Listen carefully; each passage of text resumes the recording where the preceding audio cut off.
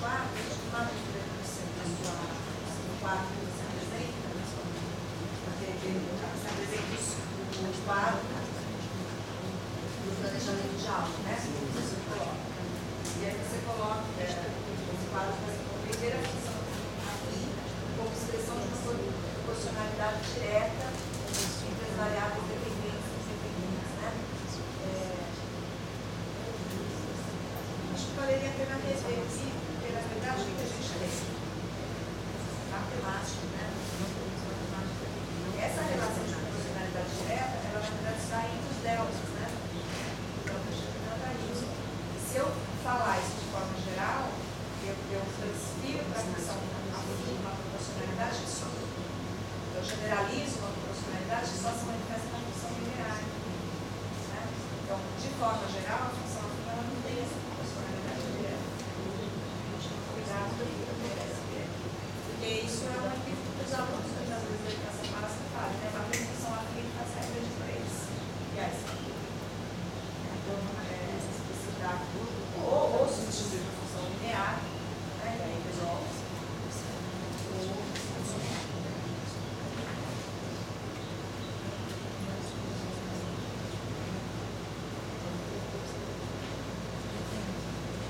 Então, na página 25, você vai falar. Você fala dos pressupostos da teoria da atividade, como esses pressupostos são utilizados ali no trabalho, mas está no terceiro parágrafo. Mas você diz que esses pressupostos são esses. Isso vai aparecer na página 126. Então, na 126 você apresenta esses pressupostos. Então você já responde a isso, mas talvez valha a pena fazer esse link mesmo. Então, o que você está falando quando você fala desses pressupostos? Ó, no primeiro parágrafo da página 26, você coloca lá, né? Que a aprendizagem é um fenômeno social, das relações estabelecidas entre os sujeitos, mediadas por formas simbólicas. Depois, lá no terceiro parágrafo, você coloca outro, né? Você coloca o desenvolvimento da administração da generalização da área social político-cultural. Então, você vai colocando esses pressupostos no decorrer do trabalho. Em vários momentos você diz, olha, por exemplo, esse trabalho está incorporado na teoria da atividade, os pressupostos da teoria da atividade, aqui vocês precisam quais são. Né? Então, fazer uma referência desse jeito. Na página 130. Página 128, só uma observação no final do primeiro parágrafo, você diz, evidenciamos nesse momento a apreensão de inúmeros conceitos. Quais? Você mesmo já falou, né? Inúmeros quais, né? Dizer quais conceitos são esses, ou quais noções, ou quais elementos do conceito.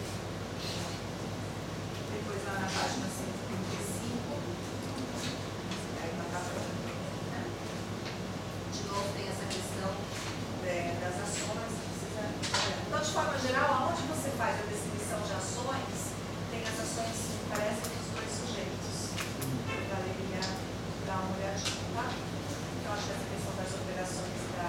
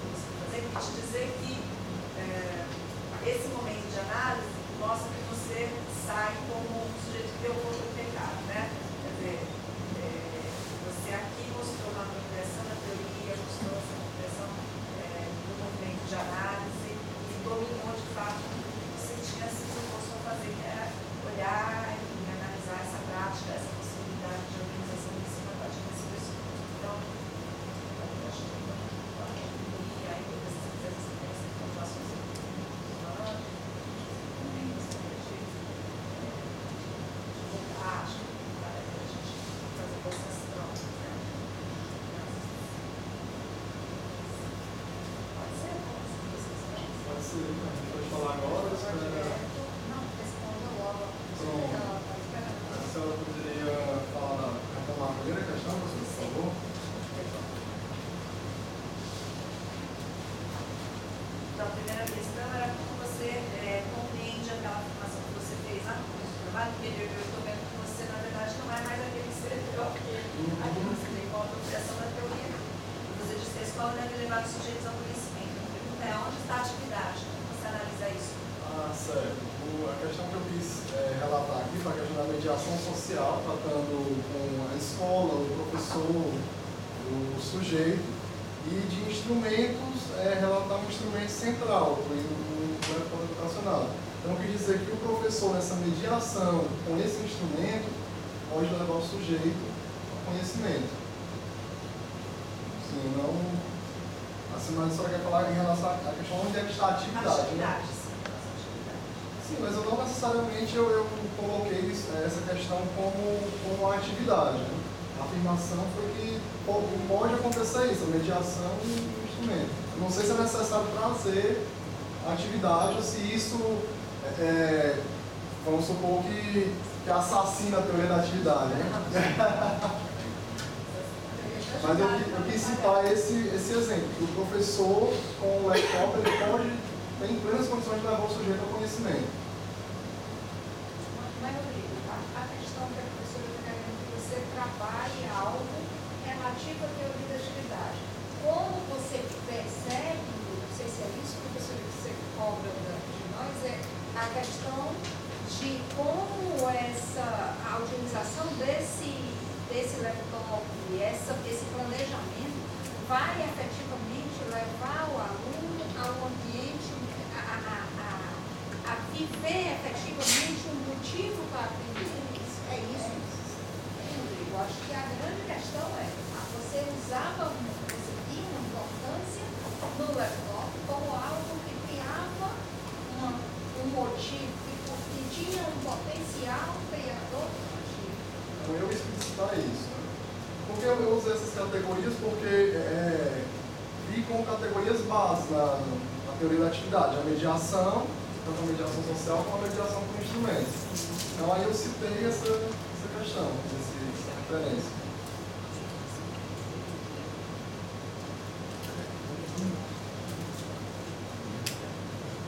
Mas e qual seria a sugestão da senhora para que isso fosse melhorado? Na verdade, era só uma preocupação mesmo de ver como conceitual. como eu já você entendendo. está com isso, né? A escola, claro, o objetivo da escola é que o sujeito se aproprie, né, desse conhecimento. Agora, como é que isso se dá nessa mediação, né? Na mediação dos instrumentos, a escola leva o sujeito ao conhecimento. Agora, como você está falando do diferencial que é da atividade, acho que não serve, isso tem que estar explícito, porque é uma questão muito padrônica, né? A gente tem que fazer essa referência, né? Mas talvez essa ideia de que é nessa mediação e na ação do sujeito, né? Você vai mostrando isso na sua pesquisa. Como é que eles vão se apropriando desse conceito aqui de relação de dependência? No uso do instrumento, mas no uso do instrumento e na atividade. Porque aqui, neste momento, como a senhora até relatou, a análise no momento que eu escrevi, vai avançando na pesquisa, neste momento eu não estava na pesquisa de campo, né? Era estudos da teoria, aqui eu estava estudando a teoria, nesse momento do capítulo teórico. Então, lá na análise é que eu vou puxar essa questão do instrumento, do social.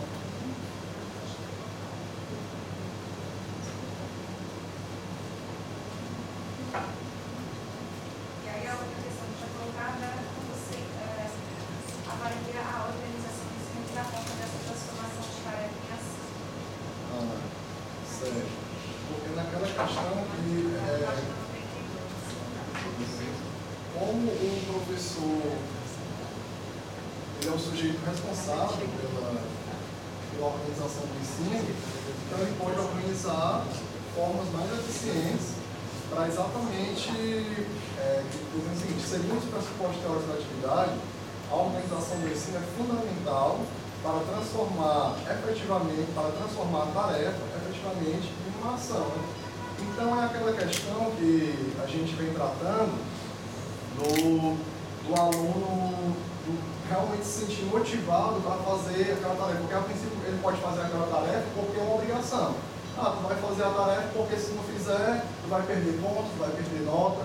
Então, o professor organizar o ensino para que essa tarefa, aquela obrigação do aluno, vire uma ação para ele. Para que realmente ele se comprometa, aí a gente pode remeter a algo maior, a questão da atividade, né? Se aquele exemplo que a senhora citou na palestra, do estudo para a prova, né? Eu estou estudando para a prova, aí o professor cancela a prova, eu posso pegar o livro e jogar no lixo. Né? Então, realmente, a minha atividade era o estudo, não, a minha atividade era passar na prova. Então, como é que o professor, e isso a gente muitas vezes se depara em sala de aula, que a atividade do professor é diferente da atividade da alunação. Então, como é que o professor ele faz para aproximar isso? Para transformar essa obrigação em realmente uma necessidade para o aluno? Mais ou menos nesse sentido, porque isso, então a organização do ensino ela traz elementos para que isso aconteça em sala de aula.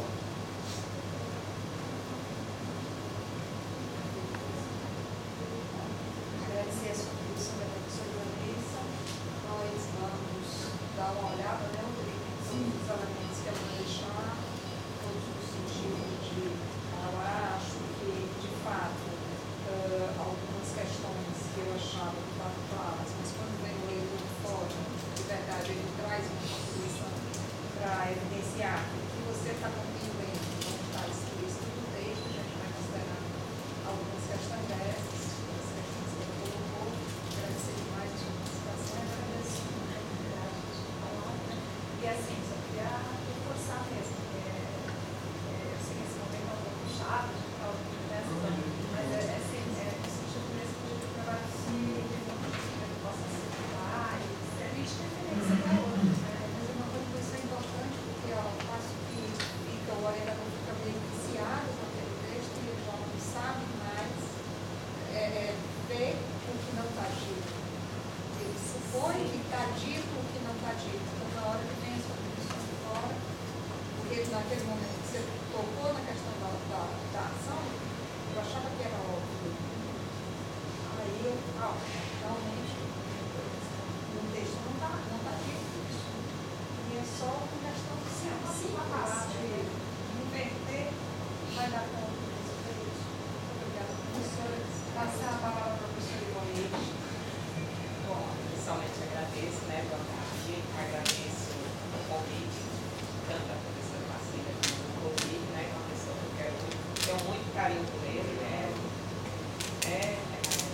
esses 2 anos que ele está aqui no mestrado, que a gente se conheceu, né, a gente vem desenvolvendo atividades, né, trabalho junto, né, então é um carinho muito grande que eu tenho por ele, nesses 2 anos que foi construída essa relação de afetividade, né.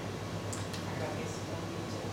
E em relação ao trabalho do Rodrigo, também eu considero um trabalho interessante para a área da educação matemática, porque traz elementos que realmente faz a gente refletir sobre a formação do professor, né, e quando ele apresenta, né, a mudança, né, do professor, que inicialmente, quando coloca, né, no início da pesquisa, o professor, os alunos não querem, eu consigo mudar a minha prática, porque os alunos não querem que eu mude, e de repente você vê que com essa continuidade do estudo, com a teoria da atividade, né, no momento que o professor está com o Rodrigo fazendo esse estudo, aos poucos ele consegue fazer essa transformação, né, o professor se transforma e já passa a ter um ensino, né, diferente, né, uma concepção diferente do que ele tinha inicialmente quando ele não tinha esse estudo sobre a teoria, né. Então isso é muito importante para o ensino da matemática, né. De manhã, quando você falou, né, professor, e quando eu perguntei em relação ao curso de matemática, é uma preocupação que a gente tem, que a gente vê que não é fácil a gente chegar dos professores de matemática para conseguir essa reflexão que vá desencadear essas atividades de importância, né? Então, é uma preocupação que a gente tem aqui que a gente ainda não conseguiu atingir, por isso eu perguntei, justamente para ver se a gente tinha um algoritmo também para que a gente pudesse realmente conseguir um meio, né? Então, quando a a gente vê o trabalho do Rodrigo, que apesar de ser um professor, mas já é importante essa mudança, porque mostra que há possibilidade de a gente aos pouquinhos também conseguir o nosso grupo, no grupo que a gente faz parte, né? Então, parabenizo, né, Rodrigo, esse seu trabalho, professora Marcília, e eu coloco aqui também duas questões, né? Questões, trago aqui duas contribuições para o seu trabalho, que eu acho que ficou faltando, né? A teoria da atividade no último capítulo, quando eu acho que a professora fez com muita propriedade, né? Eu fiz algumas observações, mas não foi com tanta propriedade como a professora, né? Que trouxe aqui muitos elementos, muito estudo que só vieram contribuir a todos nós, não só para o seu trabalho, mas também para a minha formação e eu acreditar no grupo todo que se encontra aqui nessa sala, né? Então, uma das questões que eu também observei no seu trabalho é a questão do objetivo, né? Eu acho que o objetivo ele traz 4 elementos, né?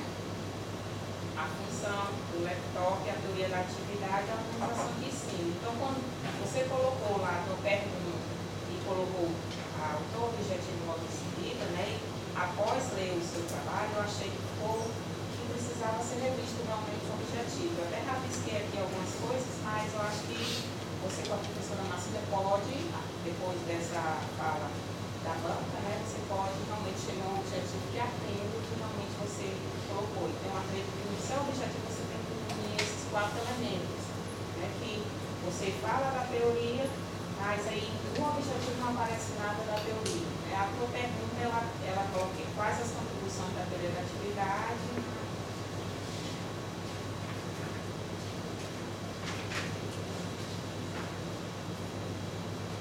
Na construção do conceito de função com o uso do laptop educacional. E quando você traz esse teu questionamento para o teu objetivo, ele desaparece. Então, também sugiro que você faça uma revisão junto com a professora Marcília, no sentido de melhorar para atender aquilo que realmente você trabalha no seu trabalho, que é a organização de ensino, usando a teoria da atividade. O segundo ponto que eu também considero fundamental no teu trabalho, mas eu acho que ficou muito mais para o final, depois do terceiro capítulo, que a teoria.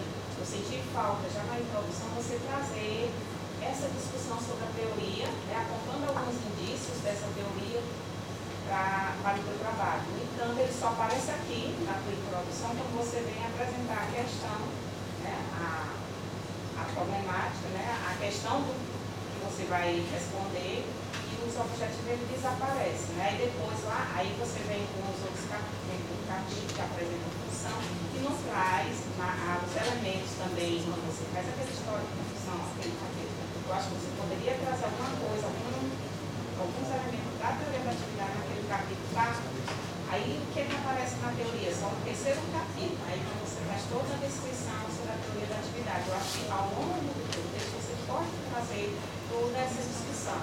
Embora no terceiro capítulo você tenha um detalhamento maior que é importante para o seu trabalho. Então, eu senti muito isso no detalhamento do seu trabalho, né? Você já na introdução trazer isso, porque a teoria da atividade do trabalho, né, aparece mesmo praticamente só no terceiro capítulo. E é muito confuso nos outros capítulos anteriores, né? Então, acho que você poderia enriquecer mais essa parte, eu acredito que ficaria bem no seu trabalho.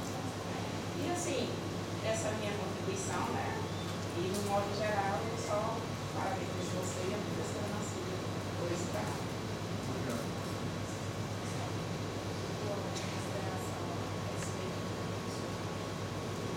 Só completando, eu fiz aquelas observações, eu fiz umas complementações do teu texto, mas aí depois você vê aqui, qualquer dúvida a gente está sempre nada que comprometa esse trabalho, é mais observação para melhorar.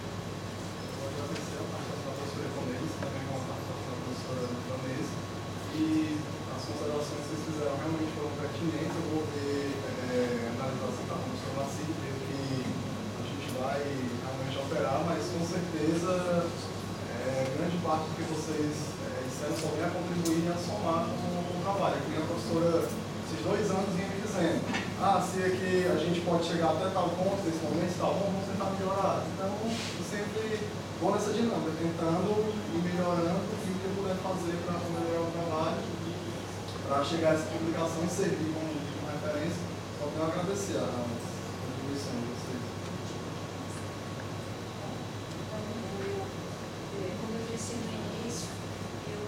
fazer uma aquisição do Rodrigo, porque a gente já vem nessa sistemática há 2 anos, tentando avançar uma construção melhor do trabalho, uma construção cada vez com maior qualidade. A professora Vanessa conseguiu perceber com clareza o crescimento do Rodrigo.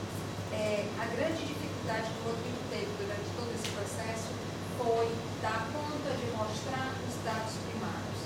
Rodrigo, por que você concluiu isso que você diz? Não, porque o professor me disse isso. E por que você não deixa eu saber o que o professor disse? Eu não estava lá. Diga para o pobre leitor o que foi que o professor disse para que você chegasse a essa conclusão. Então, esse processo talvez tenha sido a maior dificuldade do Rodrigo.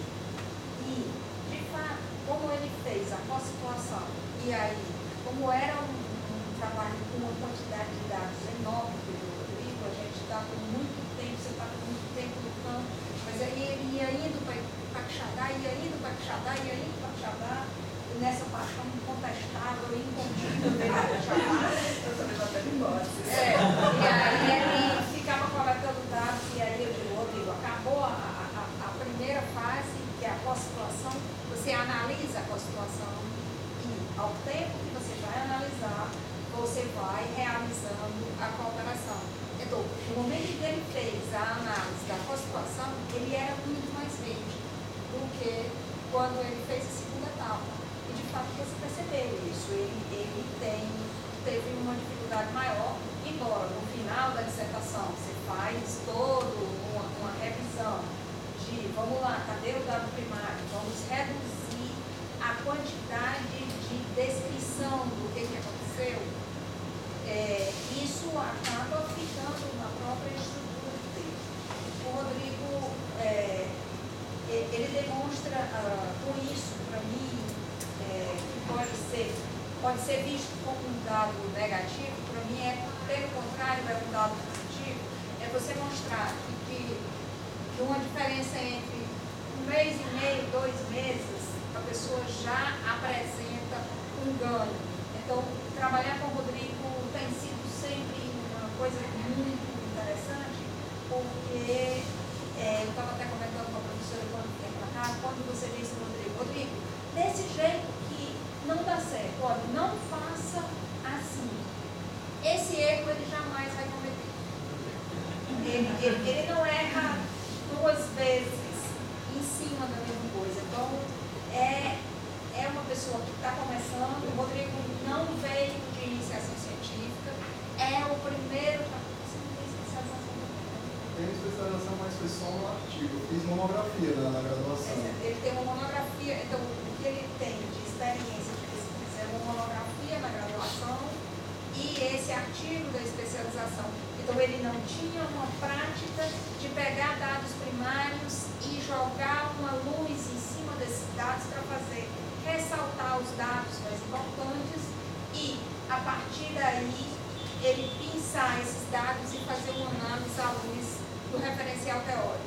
Entretanto, o trabalho dele, a meu ver, conseguiu dar conta disso, dar conta desses dados, dar conta de fazer uma costura entre a teoria que ele se propôs, não só, ele trabalha com 2 grandes teorias, que é a teoria da atividade e o respaldo metodológico, que é a pesquisa colaborativa, que é uma outra teoria também, e que ele consegue vir costurando esses dados com a teoria. Então, a dissertação do Rodrigo não padeceu daquela falha, que eu faço toda a questão teórica aqui, agora eu deixo aqui e vamos para os dados. Ele usa as teorias com as quais ele trabalhou na análise dos dados. Evidentemente, como ele mesmo sabe, há uma necessidade de melhora, as professoras fizeram grandes colaborações, grandes contribuições, e o Rodrigo vai acatar essas contribuições para fazer com que o trabalho dele cresça. Eu tenho a maior certeza que o Rodrigo está aprovado como professor substituto dessa casa, acabou de ser aprovado no processo seletivo, está aí aguardando se vai ser chamado, quando vai ser chamado. Então, a vida do Rodrigo é uma vida de crescendo, e eu acredito que com essa cara de menino dele, daqui a uns 5 anos ele deve estar doutor, e é o que eu espero. E sim, queria dizer a todos que foi um prazer enorme ter orientado o Rodrigo. Lamento muito se ele não cresceu mais, foi por conta das questões de ausência de possibilidade de dar o tanto de retorno que eu gostaria. Então, sempre que se dá um retorno para o Rodrigo, ele reproduz em uma dimensão maior. Se ele não cresceu mais, foi porque eu não consegui dar tantos retornos quanto os necessários. Mas a gente fez o que foi possível, e acho que o trabalho do Rodrigo ficou um trabalho muito interessante. Gostaria de dizer que a única coisa que eu não gosto desse momento é que esse menino vira o meu ex-orientante.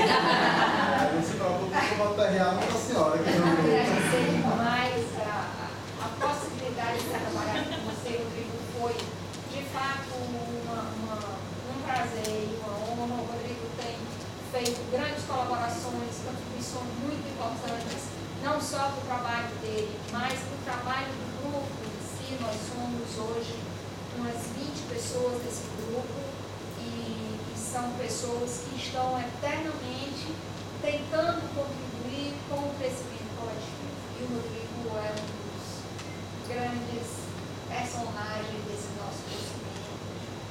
E eu realmente não tenho perguntas a fazer, como eu disse no início, só parabenizar e dizer, é para dar saudade. Deixa eu só tirar uma curiosidade. O professor continuou com os estudos depois que ele terminou? Não, ele saiu da escola porque ele está fazendo outra formação. Ele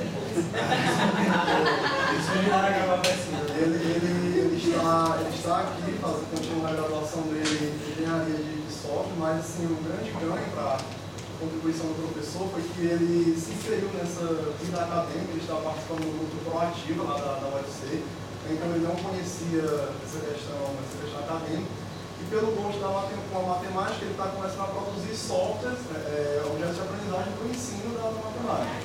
No momento ele não está na sala de aula, mas está participando dessa produção.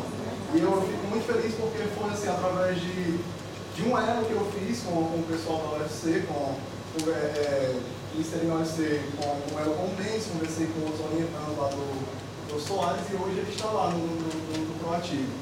Um ganho muito bom. Isso é um fruto de uma pesquisa participativa. A pesquisa participativa, ele pode estar aqui, como disse o Rodrigo, não conta para nós os dados primários. Nós sabemos agora que o professor deixou a escola, e ainda bem que eu só soube hoje, porque se ele deixa a escola antes, como todo mundo estava sabendo, a gente só tinha uma escola, era uma cidade, uma escola, um professor, era todo mundo. Então, era bastante complicado. Acho que isso pode aparecer aqui como um dos produtos, porque o professor sozinho lá em Xadá, provavelmente ele não iria atrás disso. Então, isso foi um trabalho realizado nessa sistemática da velha para ser. Eu acho que a gente pediria a vocês 2 minutinhos.